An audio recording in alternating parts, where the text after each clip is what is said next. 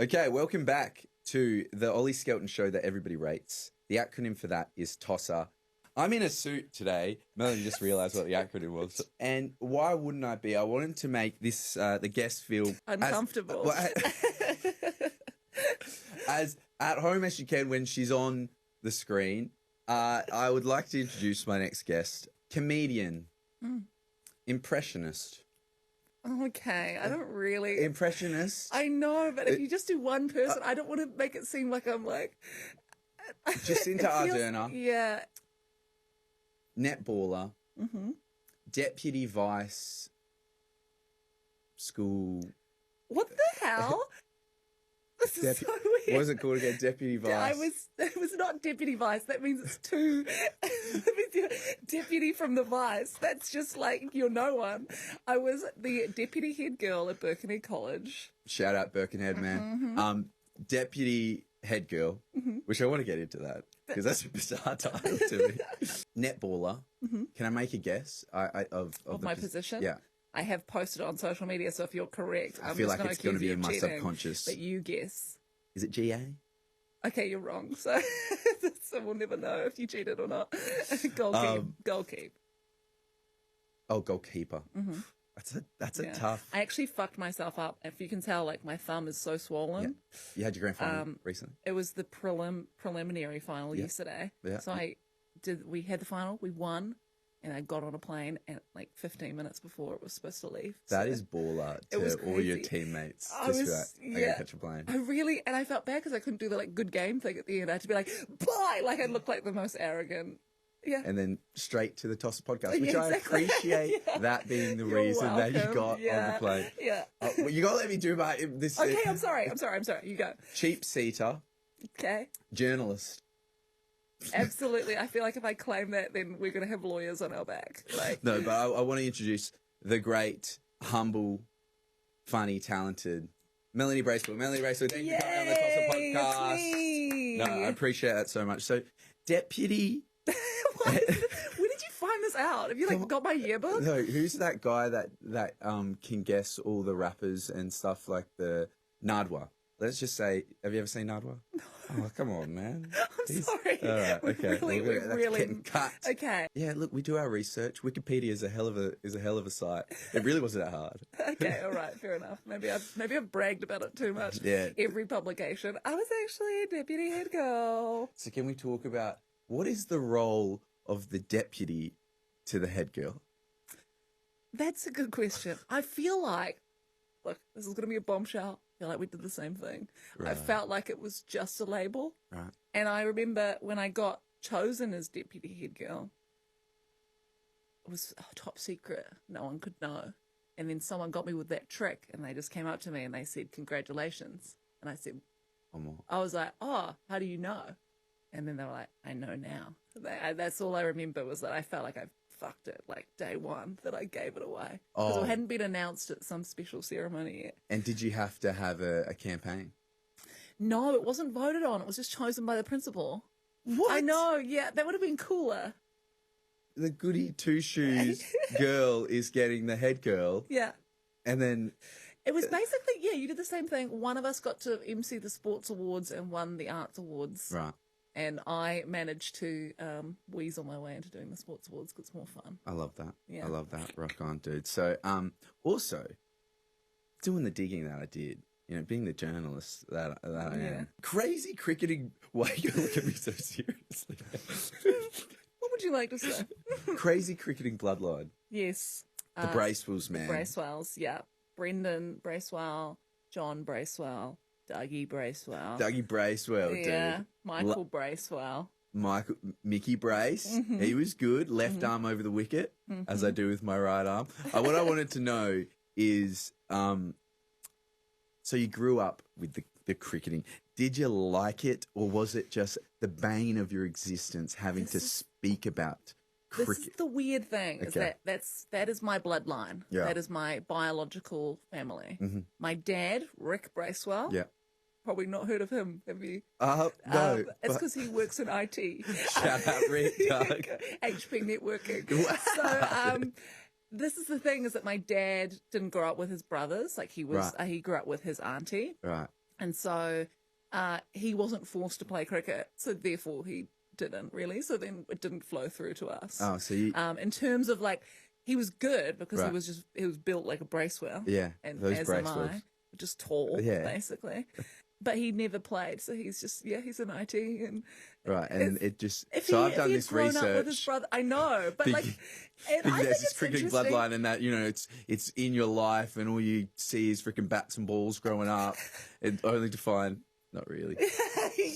Well, it's only just by chance because my dad was the youngest, and All right, well, that's I'm like so stuff sorry, but it's still part of my family now. And it was more sort of he reconnected with his brothers and stuff later on, and probably saw, oh, maybe I could have been a professional cricketer if I was forced to play as like a 4-year-old until now. The Bracewell bloodline that so you get the tallness, The height, yeah. which is going to just immediately, as soon as you're at the age of 9, it's, well, you're going to be a netballer, you're going to be a basketballer. What was your netball? It's part of a persona. Yeah, I almost just like, I've always played sport and it's sort of been part of my persona. Yeah. And then I just kind of in the last couple of years made it my entire personality. Yeah. You just like... So you grew up with it. You know, did you make states? Did you make... Yeah. Yeah. Well, in New Zealand, we don't have states. We've just got one 'cause country. there's only one state. It's not north or south or something. But I played club netball. I reached a point in club netball where I'd play against, like there would be people in our club team that played professionally, but I'd never played professionally. Right. But I also, I started comedy right as I was sort of hitting my peak of netball, and I just became really lazy. So I just couldn't have time to train and things. So I'm just gonna all the Wikipedia stuff I just got out of the way. And it was it's like you were like, nah, boy, what have you done? Doesn't even make any sense. But from a comedy aspect, Jerry Seinfeld, comedian, he always says comedy, it cannot be taught, and that it is inherent in us. Do you think that comedy is nature or is it nurture? That's a good question. Wow, that was beautiful. I didn't even have to look at the notes. So I think it's a mixture of both, because I also think I always thought like I was funny at school and things like that, and then there was people that I was like, oh, they're not funny. But then you see them chatting to their friends and they're all laughing and they're laughing at each other, and they just have an entirely different sense of humor and what they find funny. Yeah. And so you just go like, oh, it's kind of arrogant to say like, I've clocked the one way to be funny. Yeah. So I think it's a bit of both. I think you can learn in a way, in the sense that I've definitely gotten better over time. Right. Like you can learn how to you learn the structures and the rules of it. Yeah. But I think there are some people that I think even with like all of the comedy senseis in the world wouldn't be able to write a joke. Yeah. I also find there's a difference between like a reaction comedian or a person that is funny that is reacting to what is presented to them to somebody that is proactive in writing a bit of comedy or interesting forming a joke. I think that they're two completely different. What would you say that you are? Because you're very funny. Well, I like that compliment, but it makes me insecure because you sunk so deep into your chair. You're just like... It's not my Wikipedia page. It's just, no, I find that the idea of me saying to someone, I am, and I want to know the pressures that surround this. Number one, saying, I am a comedian. Yeah. Number two, getting on a stage, dude. That would be the scariest thing ever to me, to say, hello, I'm about to be funny. Yes. That is the scariest part of comedy, especially when you start. Yeah. And when you haven't said anything you're about to say out loud in front of anyone. Yeah. But then as you do it, you learn how crowds react to things. Yeah. And you can be fine. And I think you'd be fine. Would you ever do it? It is like... It is... I want to say it was the scariest thing ever. When I did it for the first time, I felt sick. I was like at my friend's dorm at uni and just like walking around and like eating all her food because she like she like gets like her lunch every day or something, and then like I was just like eating her food, just like, oh, why did I do this? This is like so overwhelming. I can't even bear to think of doing this. I'm crazy. And then it went great. It was fun. And what was the audience? And did you let your friends come and watch? Did you want the support? My friends didn't come, but my family came. Oh my God. Yeah, I know that's weird. I don't know. I don't know if a lot of people go, oh, I did comedy and I didn't tell anyone. I don't think I could do that. I think maybe that was by having my family come or even just be aware that I was doing it, it was just like, it just made me have to do it. Right. Whereas if I just didn't tell anyone, then I might just pull out at the last minute. It wouldn't matter. There'd be no consequence, really. Yeah. It's like no one would be like, you pussy. Like, yeah, freaking lose it. Tosser. See, I feel like I would... You have put yourself in such a bigger firing line by being on reality television. But I didn't know. I really didn't know. You weren't aware of like previous seasons of MAFS? I'd never seen it. You'd never seen it? I'd never seen it. And you know that, there's villains and you're going to cop all this and it's like it's a popular show. You don't know the magnitude until it's 12 a.m. and you're still going through every Twitter hashtag. You can't do that. That is, I was lucky in that it was a net positive. Yeah, totally. A net, if you go looking for the bad ones, you'll find it. Yeah, totally. And it'll rock you. There's ones that go right through your soul. The good thing that were you going to share one? Because I want to know. Yeah, I want to share you one. Yeah. So there was this one. This motherfucker. I don't know what her name. I've screenshot it. And I have a little folder of like, it's always, anytime someone's mean, I look at their profile picture and it's always a really old man. And they're like, all like the phone's like. Yeah, totally. And they've got about 12 different borders, like on Facebook of like, different things, like, or they've got the same photo, just at different zooms, and you're like, dude, they're like 5 years apart as well. So what decision did you make that I'm going to do this again, just a bit closer? But I think, I've got a burn book. I've got my photo album version of a burn book, and this lady said, she like kind of talks about each one of the cast members. First one, she's like, Evelyn just isn't my flavor, Hugo has a receding chin, which I didn't even notice. So then I was like, oh, that poor motherfucker does. And then a receding chin makes it seem like it's going to get smaller and smaller over time. Still, it's got nothing. It's amazing, like it's amazing how much a chin really affects what. You've got a great chin. I'll take that. Thank you. You haven't seen it anyway. But so she says Ollie has depressed eyes, but the one that got me the most was he has no cartilage in his nose, and that's really pissing me off. And the way you just reacted then, you saw it. You saw it. I don't think that's bad. Like, I think that's fine. There's nothing wrong with having... You've got a normal amount of cartilage in your nose, I feel.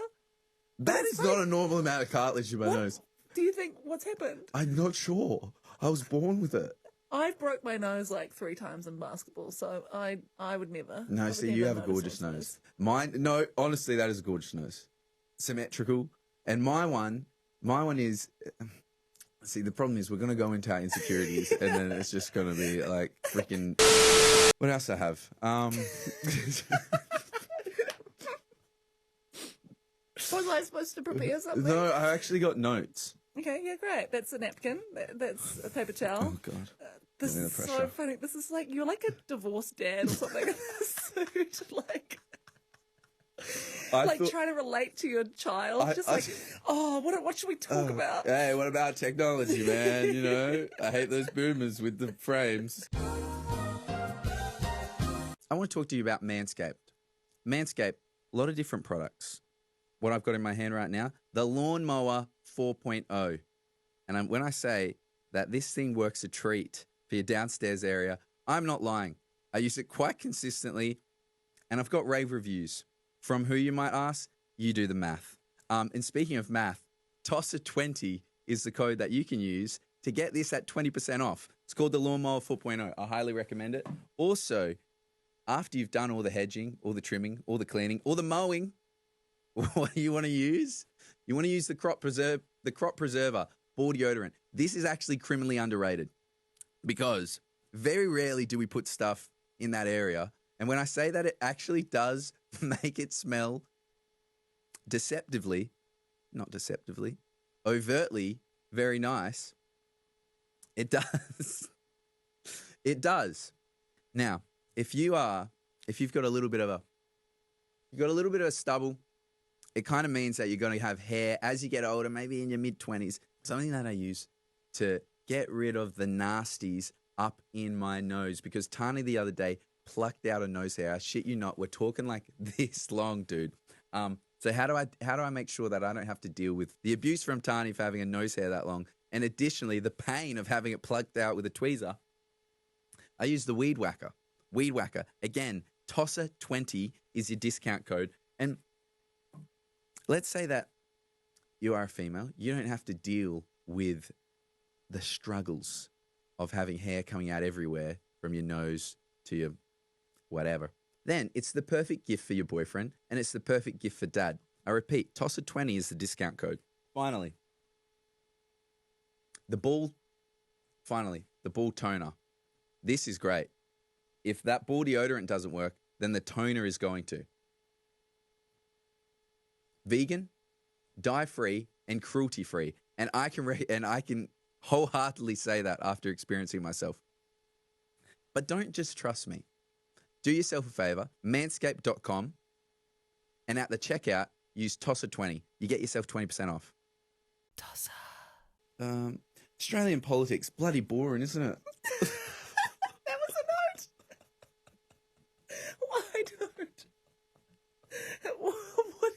Why would you present a topic that you already think is boring? Do you know what?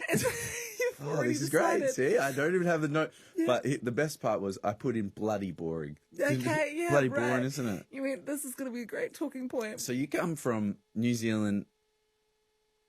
You're there before you get the lovely cheap seats roll. Yeah. Which is doing it different, can I just say? You're doing it different. Cheap seats is doing it different? Yeah, the project sucks ass, dog. Everyone compares us to the project, but then I also think that Channel 10 on a podium talking about news. Yes. I guess so. We're sort of on a podium, I guess. It's a podium-esque, isn't it? Yeah, it's a desk. Podium. Yeah. You're not Deputy Vice Girl speaking on behalf of the Sports Award. Second. I think I got my fly undone. I'm just going to zip that one Okay, up. But wow, anyway. Interesting. Interesting choice. You're like, I'm going to dress up so hard, but I will be almost naked. So my partner, Tani, from the show, before I leave, I go... Your wife? Well, it's not legally binding, but it is in the US. It was legally binding in New Zealand for the first season, and then they had to, like, for the second season, be like, oh, we shouldn't do that. God, no. Yeah, so they are actually married and had to get, like, their marriages, like, had to get divorced. Yeah. Aside from the day, it is anything but a wedding. Yeah. Aside from the wedding day, it's like... That's just the shock factor. Yeah, exactly. So it's like the big... I loved how your guys' wedding was like someone who was like, millennials. Like, what would they like neon. Like, and it was grungy, man. Grungy, it's like we in got a garage. graffiti on the wall, dude. Exactly, yeah. And Tani's walking by this big thing that says hope, but there's like a floral thing the whole time that is covering the P. And it just says hope. As she's walking down, like, what the... Who fucking greenlit that scene? Hoes. And you know the editor is just like, nobody's going to see this. What are we talking about? My ADHD, man. I feel like I've diagnosed myself on TikTok as well. Are you officially ADHD? Oh, yeah. Yeah, big time. Yeah. Big time. And I probably had it my whole life. Yeah. Well, obviously. It's not just going to... You got it. Yeah. But, or maybe it is. I'm not 100% sure. But no, it's one of those things where I started getting medicated probably 18 months ago. Okay. But I have just run out of my script. And it's like, you ever seen Limitless? You know, yes. Bradley Cooper? Yes. I can't write the book. Yeah. That is what I'm feeling right now. Really? But you feel like the medication was holding you back? No, the medication was amazing. I'm off it at the moment. I'm off it. But you feel like you're on Limitless also before he's had the pill. Okay, yes, all right. Even when he's withdrawing off it. Yeah, you know? okay, yeah, love that. It's like, you seen Painkiller? No, this is what happens. I go everywhere. It's fun. And we got a freaking like a bonsai tree. Just trim it back. Where were we at? We were at your millennial wedding and how it wasn't legally binding. I swear we were at one more before I feel like we were as well. Can you get there? Because you said my partner, Tani, and I corrected you saying wife, and then now we're here. Oh, God.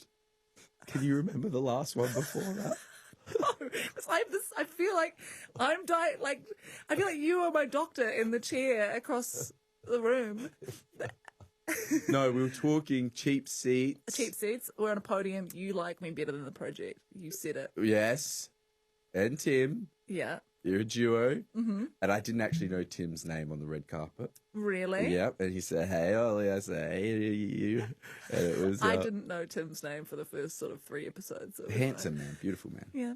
Lovely guy. Is there a few people that you're in competition to be a cheap seater against? Weirdly, no.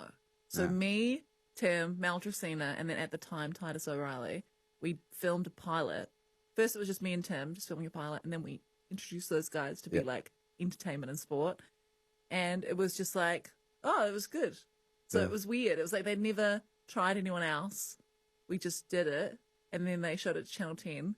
And I heard some story that like the producer was like, if you like it, well, maybe you can have it kind of thing. Kind of like a real like hard bargain.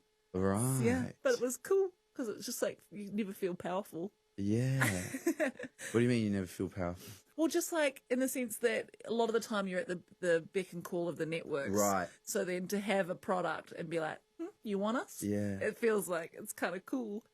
And we were just replacing like NCIS repeats that were on at that slot. Look, that's so it's not tough. like That's tough competition, dog. But it's not like we were like we had to cancel a show for our slot to be there. And like was there like a thing where, well, I guess it was probably behind the scenes things where they're like, we got the, and I know you don't like the project comparison, but was there like I don't mind the project comparison. No, you said that you hate the project or something. That's what I remember.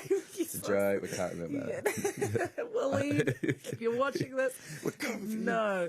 The thing with the project is it's on every night. Yeah. If our show was on every night, you better believe it would not be as funny as it is. Right. Because we have like a week's worth of content that we scour through. But if it was, people are like, you should be at the cheap seats on every night. Right. Like, then it would be shit. It would be fucking It'd be hard. It's so hard. Yeah. And we're not live. So, I mean, I probably shouldn't say that either. Like, we record like an hour before. And then an hour before. Yeah. How many's in the writing team? This is a weird thing because we do have researchers that help us find clips. Yeah. But Tim and I write the whole show. Oh, that's so cool. Yeah. So we just essentially like people will be like, oh, I watched Sunrise. Here's some clips, and we'll look through, and then we'll sense a theme. We'll be like, okay, the Matildas this week, and then we just write the show on a Monday. Right. So we just we kind of do it, which I don't think people expect. I think people expect we just sort of turn up and sit down and read on a queue. It's funny, like, and I'm only just peering back the curtain of, behind the scenes in the television. What's going on? I was just at the Blay restaurant. I think people think that these productions or these things on television are like massive, and there's a crazy team behind this completely polished product. But in the end, people are just like, we got other shit going on. Yeah. Do what you got to do and get it on air. And is it a bit rogue, like the finished product is getting there just chaos? Sometimes it's so weird on a Monday. We'll just be sitting there and we're like, we've got a lot of clips about fish this week. Should we do a fish segment? And then we have to call a producer, and then they've got to talk to a special effects team to make an intro for it. And I sometimes record Tim explaining what we want because it's so stupid. He's like, so if we could have sort of 3 fish sort of go past and maybe some bubbles come up and it says fish o'clock, and we just it's the stupidest shit, and then that's just on TV. That's so funny. Yeah, just your brainchild of totally. Can we just have a couple of fishes and then it comes... and then someone whose job it is to fully animate something like that. It's just they do it in a day. And I love sound and like special effects and all that. They just seem so sick of everyone. Sick of just like the people that are on the front of the television. It's like, I remember we had like cameramen and a soundy, and they're always just like, they just could not be asked with our shit.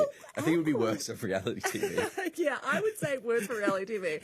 But our crew are so good. Like, we'll give them the stupidest thing. Like, we had these clips of Jade Kotick from Channel 10, and every time she does a weather report, she looks like she's like stood up on a date, because she's sitting there and there's always like 2 glasses of wine, and she's sitting there being like, we've got a high of 13, and we found all these clips of her sitting by herself by a fireplace.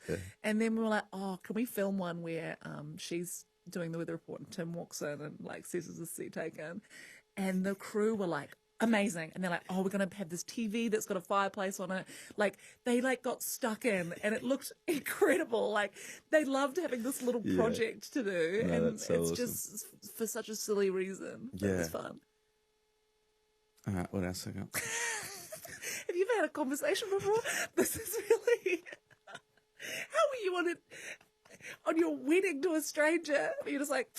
I don't know if you saw. They could have made that a lot worse for me. You came across well. I know. mean, you guys are the golden couple of the experiment. I honestly believe if Tani hadn't have laughed at my jokes, I would be my mate Rupert. Oh, you would be sweating. And I laughed so much at Rupert's wedding. But it's not. I feel so... Do you honestly think somebody said hello anyway? Do you honestly think that was the conversation? I mean, this is you pulling back the curtain. I don't want it. I don't want it. He is a little smart ass. He pisses me off at how much of a smart ass he is. He's not going... He was nervous. Granted, he was nervous. Evelyn was giving him nothing. Evelyn is also just so beautiful that I would probably do the same thing, I think. I honestly think it was the cameras, and I think he loves to be the guy giving his mates shit. Hello. I laughed so much. The like subtitles being incoherent mumbling. Because there's a few different versions of it, right? We got a conspiracy that they've sped it up or they've blurred the... Because sometimes you hear it perfectly. He goes, how's your hands? How are they? Totally normal thing to say. That's true, actually. How's your hands? How are they? Yeah, you're right. He's a charismatic. Honestly, he's a little shithead. And I am an advocate of Rupert is normal guy. Yeah, I believe that now. But watching the wedding, it did make me laugh so much. So at the end, when they do their final vows or whatever, they tried to make it, a full 360 back to where it all began. And it was a completely normal interaction. Mm-hmm. They did him dirty again, where he was like, maybe one time he tripped over his words. He was like, duh. And they just kept going back to that throughout the fucking thing. And he's like, when am I going to cut a break with this fucking thing? So anyway, my notes. Come on, man. Let me go. Okay, all right. What have you got? So it says you grew up in New Zealand. What was that like? Oh my God.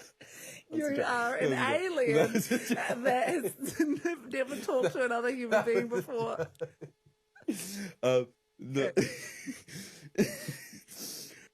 Jerry Seinfeld said... No, done that one. So we're born in the same year. You're 95, baby, too. 95, dog. Sick. Yeah, dude, you know what it is. And did you ever listen to Sister to Sister? No, what is that? My sister, someone who can take my time. Do you like them? I don't know them. Okay, who was your favourite band growing up? Boy band? Oh, boy band. Or whatever band. I mean, I feel like I loved Destiny's Child. Okay. I loved Destiny's Child. Yeah. And I loved... My first CD I owned was Panic at the Disco, so that would probably be Wow. Yeah. You know what mine was? Chingy, right there. Wow. Yeah. Was it just the single? Or was that a whole album? I think it was just a single. Yeah, yeah. And I remember putting it in the car. I was 6. And my mum going, no, we're not doing this. Because I was trying to be... Right there. So were you like... So Panic at the Disco. Mm-hmm. Did you have yourself a scene fringe? I did. I was a Tumblr girly, so I think I wanted to be like that. And then I sort of experimented with just a side fringe. Right. and I sort of would like maybe straighten it. Yeah. And I just went, I don't have the face for this. Like, there's some people that can pull it off that are like very sceney girls. Yeah. And I just was like, I can't do it. And I'm too like tall and like It can still work, dude. Like, I'm not like a little. what was your go-to pose for a selfie that you were putting on Facebook? That's a good point. I think I was when I had a digital camera, I wasn't concerned with being attractive at that stage of my life. You know, when you just like don't care anymore.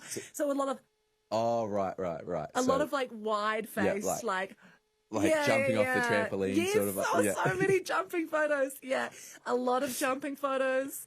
I would often like invite a friend over so that we could take photos jumping off the deck. Yeah. Something. There's always a bin doing something, like the green bin or something. Yeah, or like you're like this, and then someone behind. Yeah, that was a bit of fun. And it's never 100% correct. Exactly. Someone's they're always like hovering about. Yeah. So a lot of trick photography. Yeah. No, What about you? What was your go-to? Oh, that's. I love how you was like really upset. Like you and the person that brought this up. Obviously, it's going to come back to you. I didn't think about a return serve. Yeah. No. Honestly. You know, I hit it with these ones. Oh, yes. Oh, like at this, like, would all you and your friends, like, before you went to the school ball or something, like, just be like, yeah. Yeah. And then that's cool. That's cool, man. That is high school cool. And then I would also have the, for some reason, I'd always do this. Yeah, that's friendly. That's fun, though. That's, like, not as cringe as I thought it was going to be. This is pretty cringe, That is bro. a bit cringe. Like, more cringe would be, like, if you, like, drew a mustache on your finger and you went, like... And how was that when you did that? I didn't do that, but I remember thinking that's what cool girls do. Yes, I thought it was cool too. Yeah. Or they'll, this... Or yes. Like, or they, like, write something on their hand and, like, a lot of pen-based...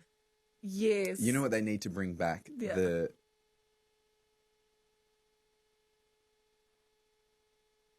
telling a story over an emotional music going, hi, I'm... Oh, yes, with the paper. Oh, my gosh. That was iconic. It was like a Love Actually sort of thing.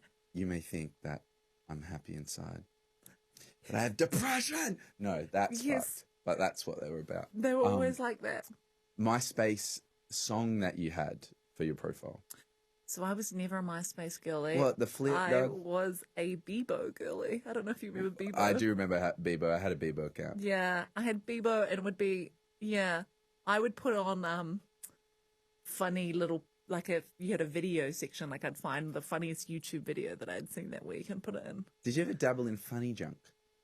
Yes, I used to love funny junk. It was like the original memes, Dude, but yeah, a lot funny, of funny junk was amazing, and you could have it like I had it as like I want to say it was a Chrome extension before Chrome extensions existed.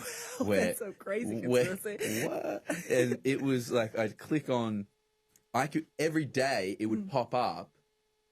It was probably a virus to be fair, but every day it would pop up with before I even entered the Internet Explorers, and it would have top videos of the day, just like in a little, That's cool, man. Thanks, man. I loved funny junk. I also loved Cyanide and Happiness a lot. I used to always look at their comics, their daily comics. I forgot about that. When you started that saying, I was like, what Explosm.net. Yeah, Cyanide and Happiness, very funny. Yeah. Okay, favourite Vine ever? There's one where someone toots their horn and the grandma walking past throws the milk. Yeah, that's iconic. That is a good one. Yeah. You know what was a classic that I really loved? Because you said toot toot, and it's reminded me of boom boom, I'm in my mum's car. Everybody, that one went so big that she became a character. I know. I'm trying to find niche. Another good one is there's like someone, a mum like filming some deer, and then there's a sneeze, and she goes, "Oh, John," he goes, "I sneeze. I'm not allowed to sneeze." Because all the deer scatter. You haven't seen that one? I see that. Nice. Oh no, it's nice one, Ron. Yeah. I see that. It's a classic. It's a classic. Oh, okay. One of my favorites is when the guy's like, "And so what we're doing today is, I can't believe you've done this." Yes, and that's a good one. What I love about I can't believe you've done this, the fact I was like, why is this funny? And I was thinking about why is that funny? Yeah. And it's because he has already processed the incident and the abuse already by the time that he says his first thing. Yeah. So he doesn't say, "I can't believe you did that." It's, "I can't believe you've done this."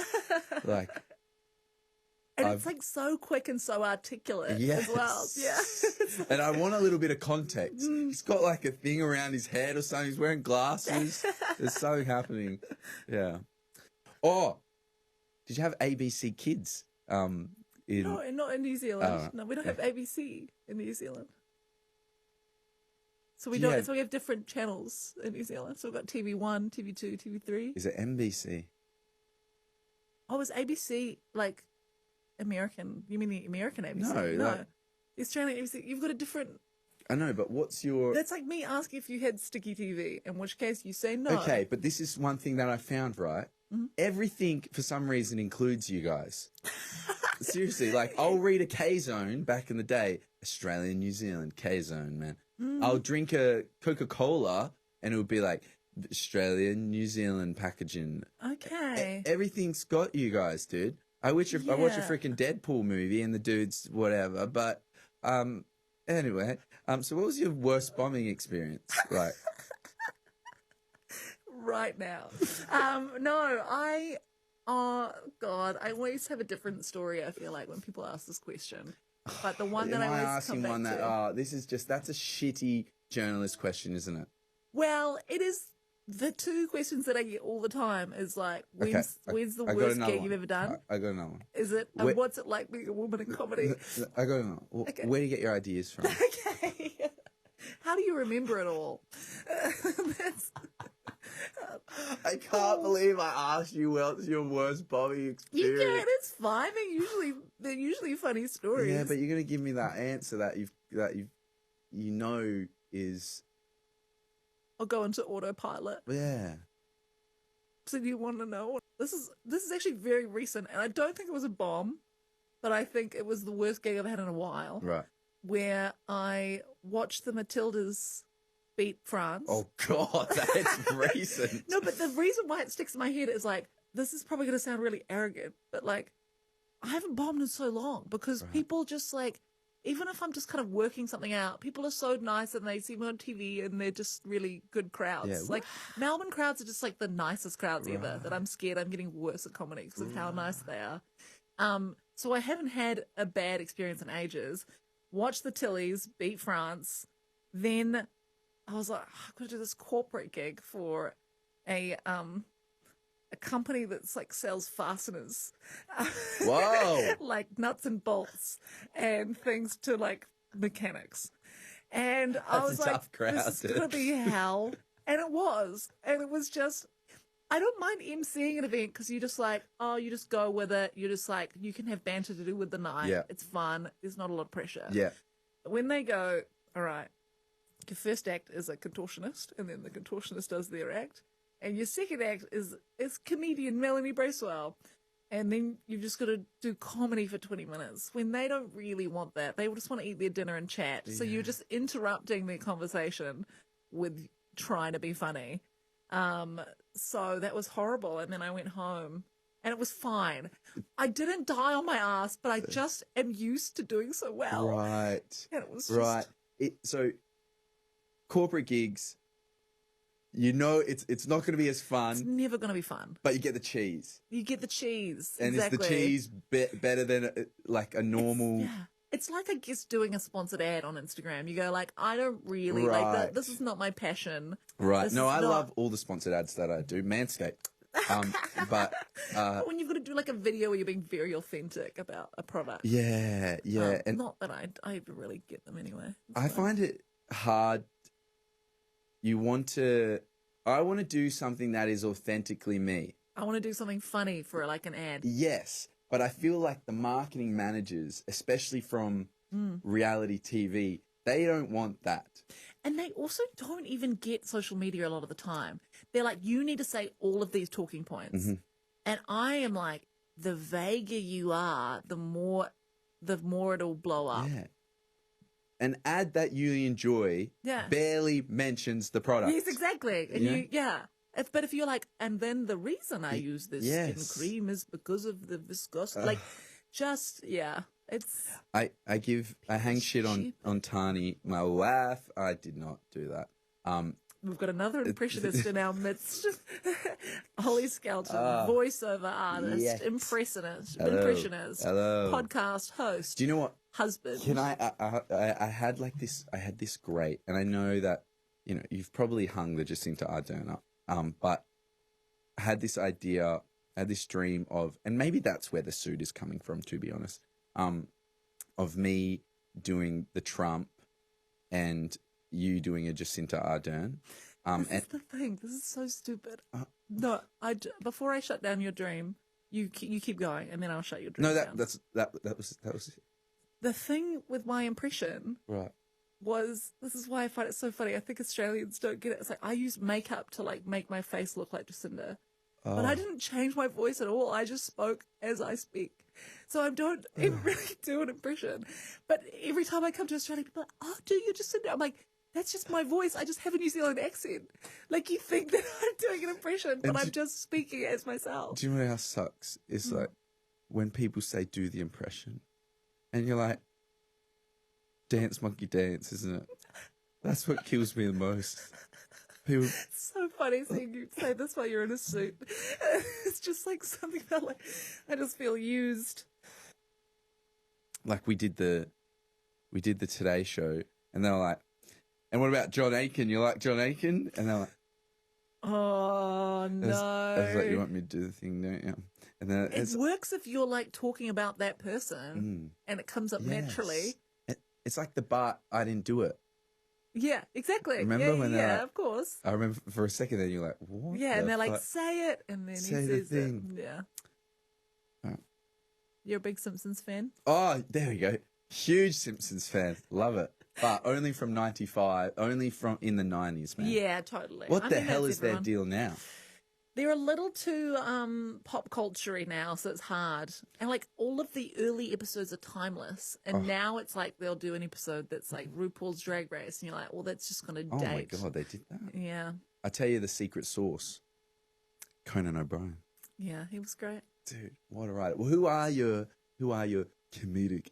Oh god, that's okay. But I was thinking that's fine. Okay, who are your comedic influences? The thing is, like, I have a few that are like mainstream, but my favorites you just wouldn't have heard of. Yeah, maybe I have. Do you know Tig Notaro? Yes, I do. You do? Yes, I do. Okay. Yes, I do. I do. Do you actually? Yes. You're lying. No. I promise you, I know the name. Tig Notaro has, if you look up her, she did a 30-minute like audio comedy recording about like 2 weeks after she was diagnosed with cancer, and did like a half-an-hour routine on it that is like ridiculously funny.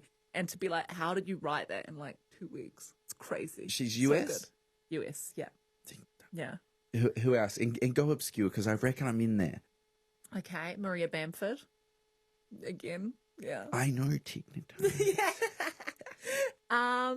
Maybe more well-known, but in the UK, I love James Acaster. Oh, of course. Yeah. Love his stand-up is so good. He came to New Zealand like before he kind of blew up and did his shows in New Zealand, and I was like, these are the greatest comedy shows I've ever seen. And then they turned into his 4 Netflix specials. I love comedians that have like a real disdain, and you can feel that like they hate the world. Yeah, jeez, he hates stuff. He hates stuff. He hates a lot of his audience. Yeah. People who come to play his gigs, I don't think he likes them. I don't think he... But he's got a great podcast called Off Menu, which is really great. So, comedians are here's some comedians that are like... Go. Joe Rogan.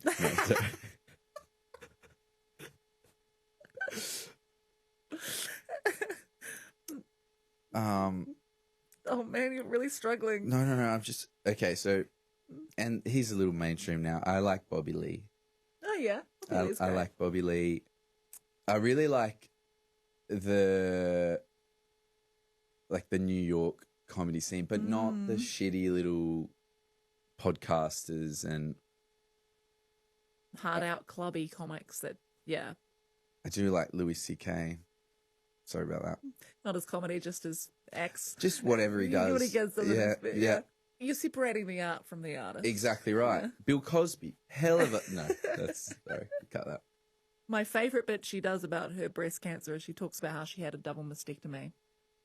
And before that, she used to always make fun of her boobs for being so small. Yeah. And she's like worried that maybe her boobs overheard her. And we're like, you know what? We're sick of this shit. Let's kill her. And it's great. It's a great bit. Have you met Tig? I haven't met Tig, but I have met Maria Bamford when she does like a lot. She's very zany. She does a lot of kind of like weird voices and like does impressions of her family. And her natural voice is very high pitched, so she kind of talks like this. She's just really funny. And every time she goes to a new city, she does a tweet being like, I want to run my show to one person to see if it makes sense in this city. And so she was in Melbourne and she did the tweet and I saw it like quickly enough and then like sat in a cafe and she just did her show to me. And I was like, oh, it's awesome. Oh my God. But then like when she's like, does this make sense? I'm like, yeah. Like I would never even if it didn't, I'd be like, it's amazing because I'm just such a big fan. So Seinfeld, right? Seinfeld, who sucks now, by the way. Sucks. He's ass. Okay, right, fair. He's not funny at all anymore. He's got too much money. Some people, they'd get too, that's what I mean. The audiences are too nice, and then that's what you worry about, is that you get so famous that you stop trying as hard. He went, to the 60,000 people that were there. He was in Perth, which is where I'm from, and Hay Street is the city street. He was like, I was walking with my coffee. This is my Seinfeld. And I was walking down Hay Street, and everyone's like, "Wah! Yeah!" It's so clear when a comedian has gotten off a plane and asked basically a flight attendant going, what's the name of the main street here? Or what is like the shitty town or the shitty suburb?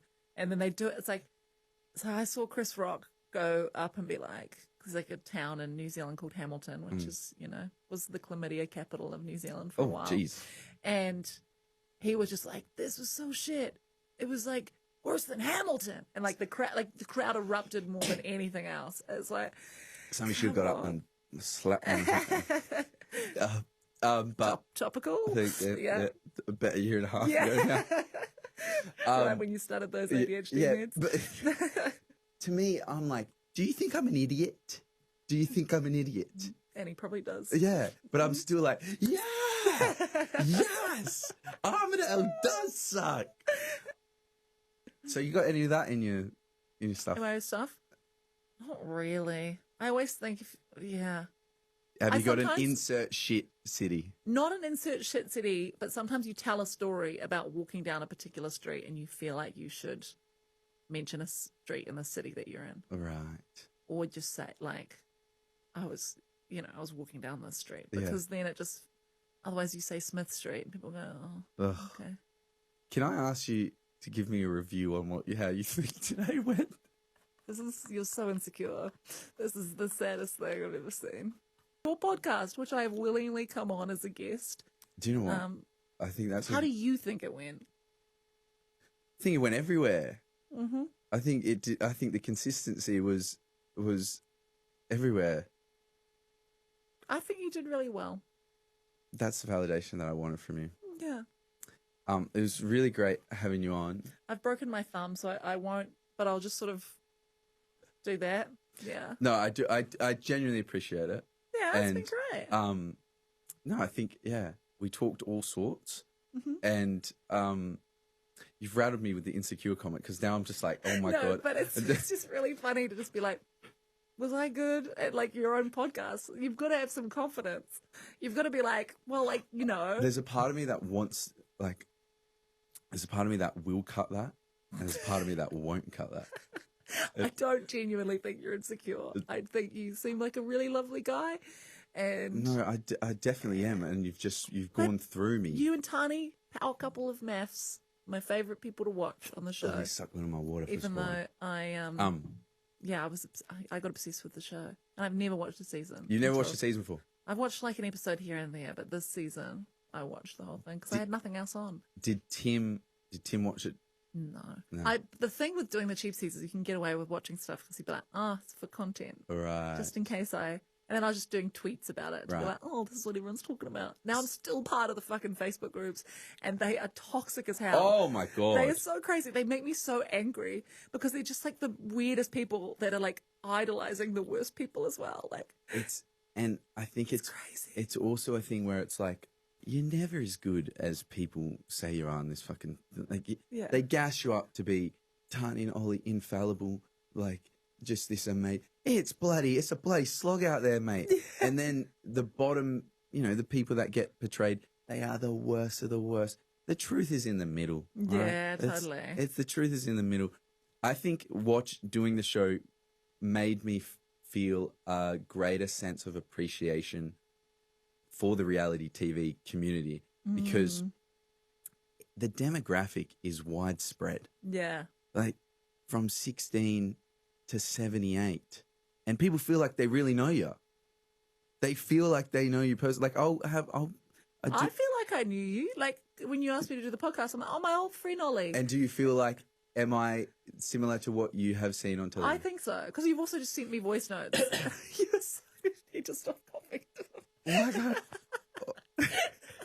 I'm sorry, I'm just like trying to big up you and say you're like a really professional dude and you're doing a podcast, you're like, it's just really, just give it a minute. Let me say something nice Well, I can't cough. I need a cough, God damn it. What do you want me to do? It's like, you've those children who sort of like cough like while they're like got like you got any games on your phone? Yeah, covered in like bread. Bro, that is what. Sorry for calling. Yeah, that is what Tani says I'm like all the time. Yeah, you're like an iPad baby. She calls me the got any games on your phone, kid? Because I'm like, it's for you. Yeah, no. All right. Well, I want to thank Melanie Bracewell for coming on the Ollie Skelton show that everybody rates. The acronym for that is Tosser. We appreciate your time. Mel, we've got a little UK audience here. You've got a tour coming up in 2024, but people can get there. Ages. Yeah, but I've already sold quite a few tickets. All so right, if you want to come, I still want. Right. I mean, it's February, March next year. I'm going to the UK doing a tour. And where can they find you on the Tox and the Grams and the? Yeah, just Melanie Bracewell on Instagram. The other social medias are dying, so don't even bother. What's the other social medias? Threads. X. Oh, yeah. What happened to Threads, man? For a day, it was chaos. It was crazy, and now I haven't opened it in like 2 weeks. I can't be bothered. Yeah, have you got the notifications? I've got them off now. Oh, God, they're coming through, and I'm like, who is downloading this app? Yeah. I'll see you later. We appreciate your time so much, man. Thanks. Thanks for coming on. Bye. Oh, and if you could just wave at the camera. We just do a little wave at him. How long should I do? You're done. You're done. Tosser.